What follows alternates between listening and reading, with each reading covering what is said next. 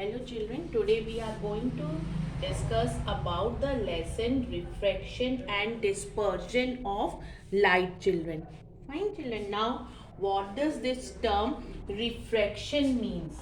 The meaning of this refraction children. Bending of light as it passes from one medium to another children. Bending of light when it passes from one medium to another, that is known as refraction children. Fine. Now, as children, light enters from air to water, it bends towards the normal. What happens, children? It bends towards the normal. It bends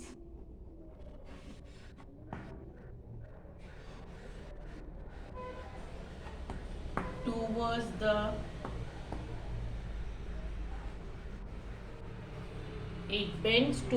the normal. As light goes from water to air, children, it bends away. It bends away from the normal, children. Okay, this is about the refraction, children. Now, refraction and the speed of light.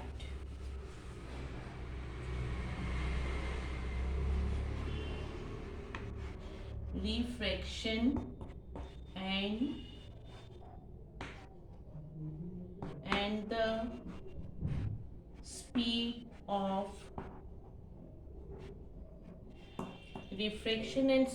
of light. Light travels at lower speeds in glass and water than in air. Okay, children? We say that glass and water are optically denser than air. They are optically denser than air, children. Okay. Optical density is a property of a transparent material, children. Optical density. Children, optical density is a property of a transparent material. It is a measure of the speed of light through the material. A ray of light going from an optically rarer medium, we can say example air, to an optically denser medium, say glass, slows down and bends towards the normal. Okay children, it bends towards the normal. Fine. What is it, children? When this is air, children, and this one is glass. So when that incident ray, this is an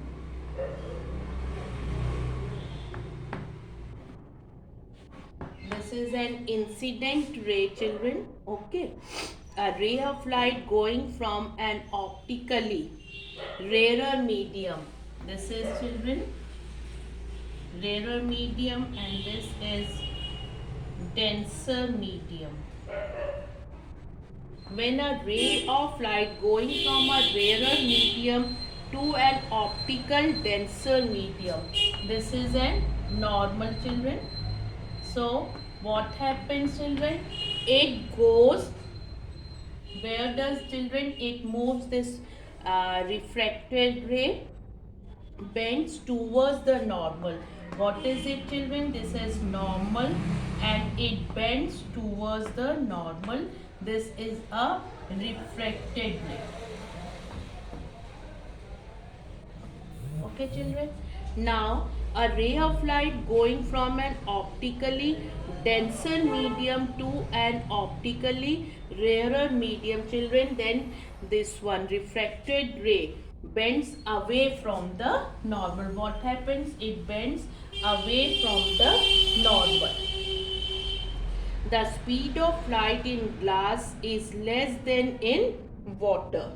Therefore, glass is optically denser than water. It is optically denser than water. Optically denser than water, children. Okay. It can bend light more than water. Now, effects of refraction.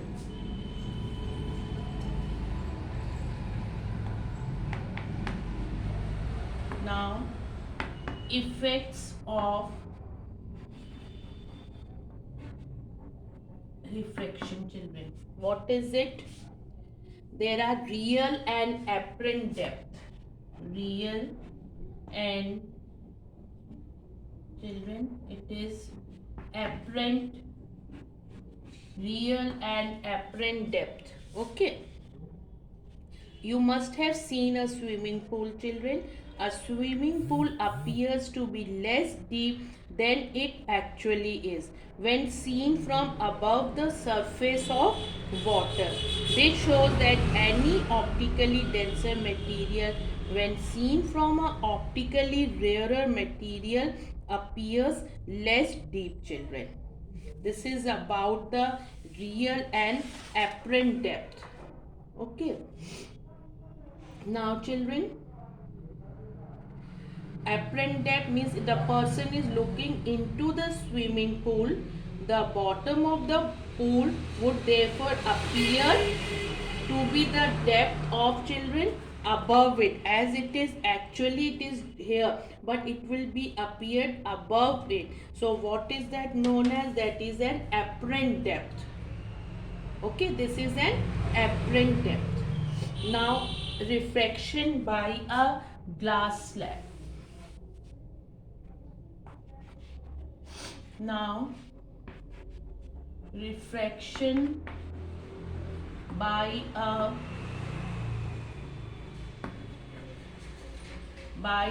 glass slab.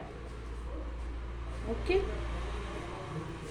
As a ray enters a glass slab from air, it bends towards the normal.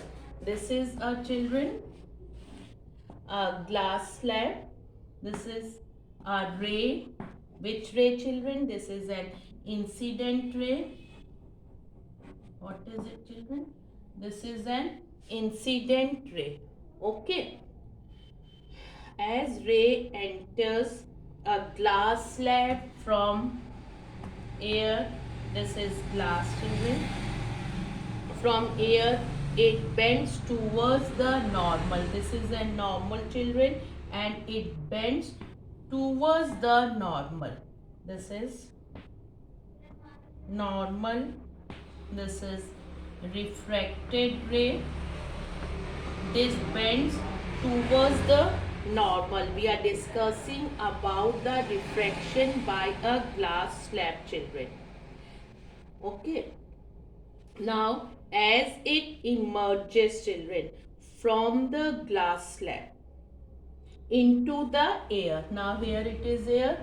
When it emerges from the glass slab to the air, children, then what happens? It bends away from the normal. Okay.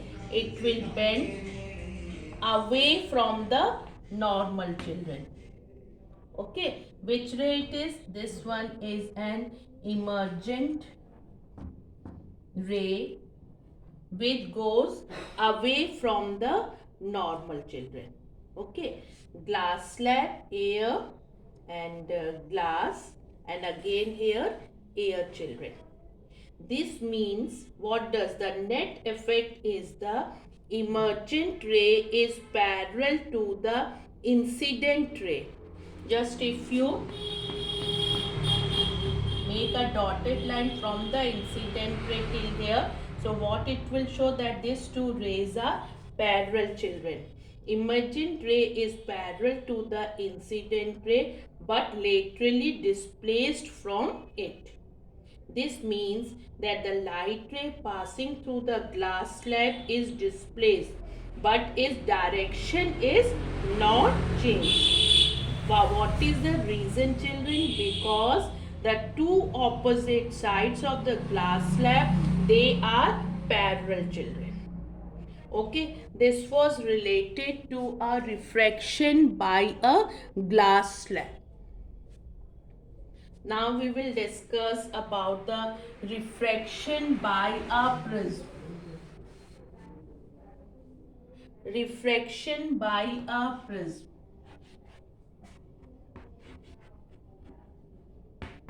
Refraction by a prism. Okay, by a prism. We have seen that in the case of rectangular glass slab, children, what was it, children? There where two refracting surface of the glass slab are parallel to each other, the emergent ray is parallel to the incident ray. Now we'll discuss about the prism. We may take a triangular glass block which is known as a prism. In the prism PQR, P QR. Okay, let light be incident on the surface PQ. Let the light be incident on the surface PQ. It bends towards the normal, children. It bends towards the normal. It bends towards the normal, children. This is a refracted ray. This is a refracted ray. It bends towards the normal, children. Fine.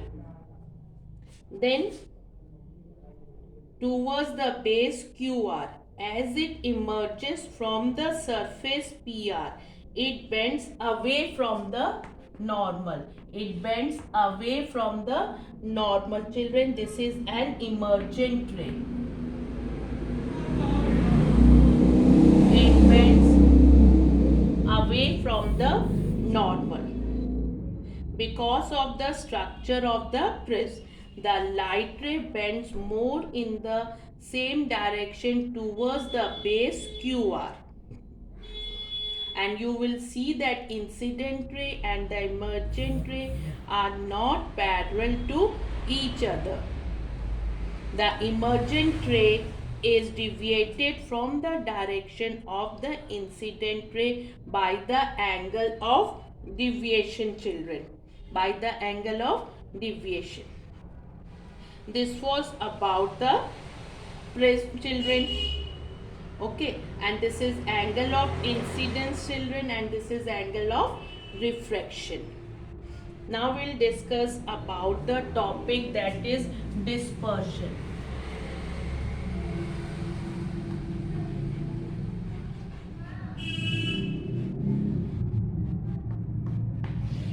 Now about the dispersion. Sir Isaac Newton placed a glass prism in the path of sunlight.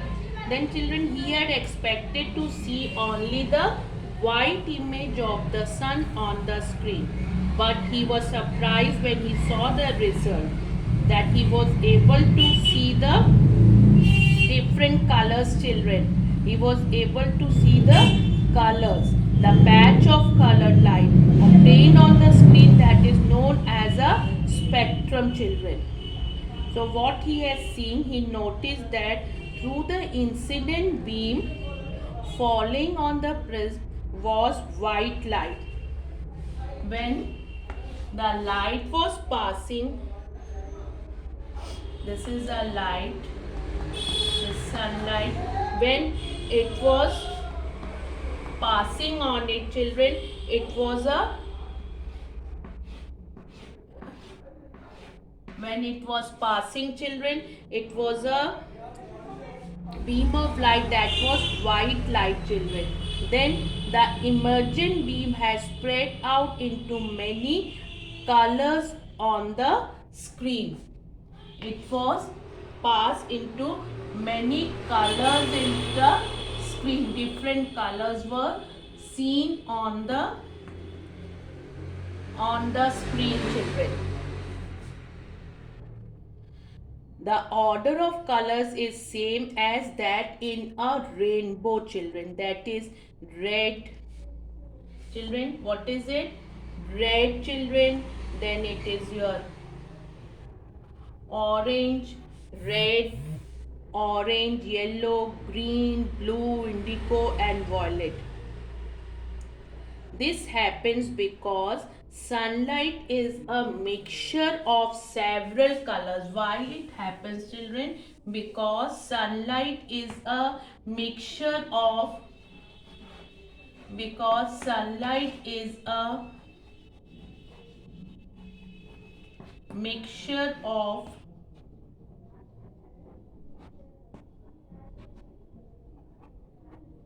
Sunlight is a mixture of several colors. It is known as a white light. When white light passes through a prism, it is separated into its various constituent colors. So, the splitting up of light into its constituent colors, what is it known as? That is known as dispersion. Children, this is known as a dispersion, and the patch of colored light obtained on the screen, that is called as a spectrum. Fine. Now the reason for dispersion. Now the next topic is reason for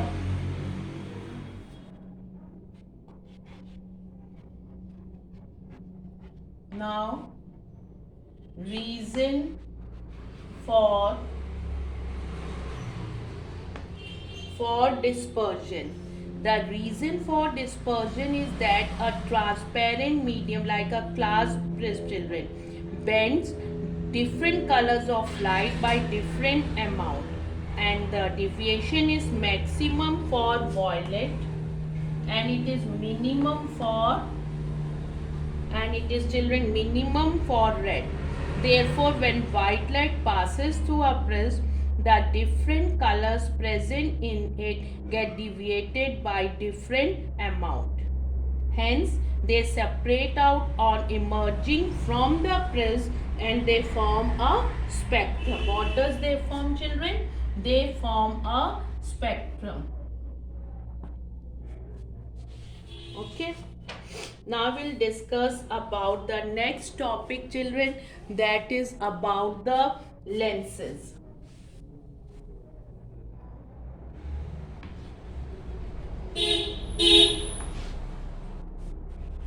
A transparent medium bounded by two surfaces of which at least one is spherical is called a lens, children.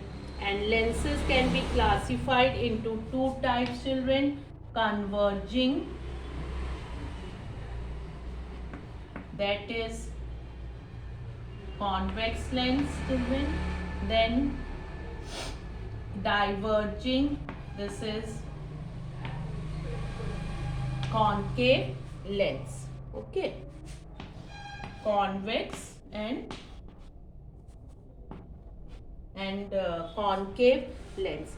A converging lens is thick in the middle, children, and becomes thinner at the edges. Fine. A magnifying lens is a converging lens. A converging lens bends a ray of light passing through it inwards. Concave is a diverging lens, children, thin in the middle and thicker at the edges.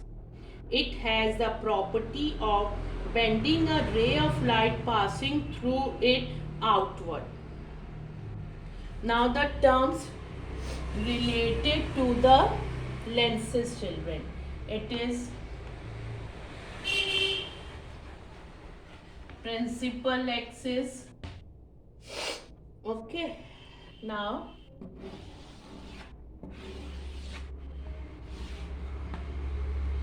children, print the line joining the center of the two spheres C1 and C2. This is known as a principal axis, children. And this optical center. The optical center of a lens is a point on the principal axis such that ray passing through it does not undergo any deviation. So this is an optical center. Then children, principal focus. Okay. Next one is the principal focus. What is it? If a beam of light parallel to the principal axis is incident on a converging lens, the rays of light after passing through the lens converge at a point F. This point is called the principal focus or simply the focus of the lens. This is a convex lens, principal axis, optical center, children. Now the ray of light, these are the incident rays, children. When they are they are passing from the converging lens, the rays of light after passing through the lens converge at the point F, children. What is that known as? This is known as a principal focus. Okay, children. And when for the diverging lens, children, what happened?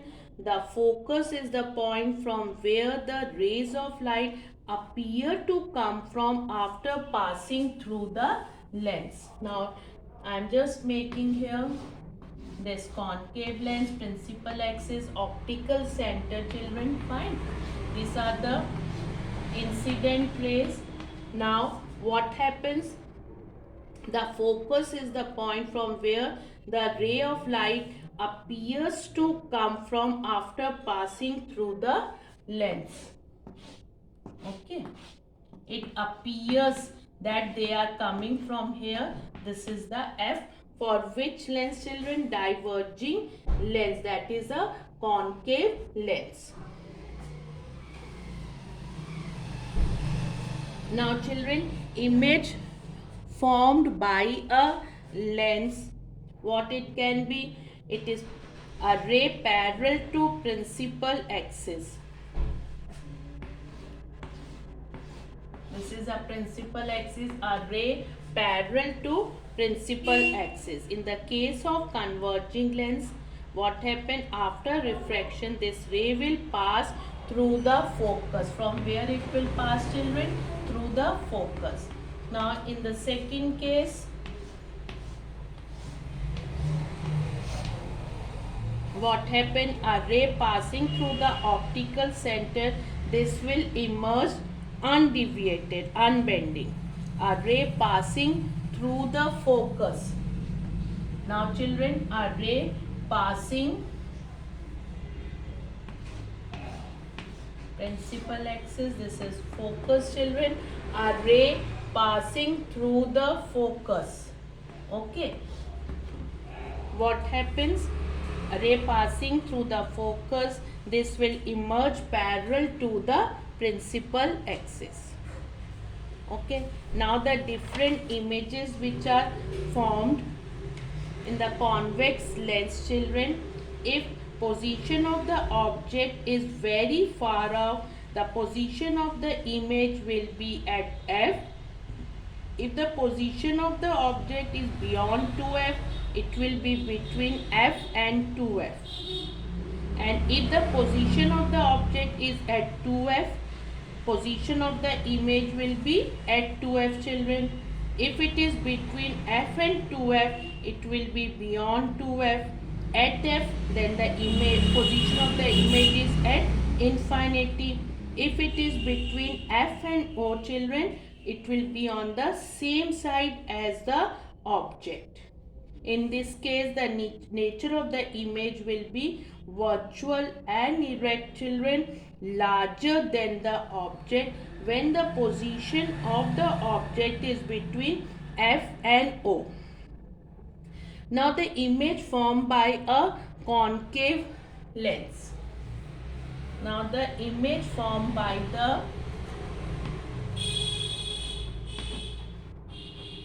children by the concave lens. The rays falling on concave lens after refraction always diverge.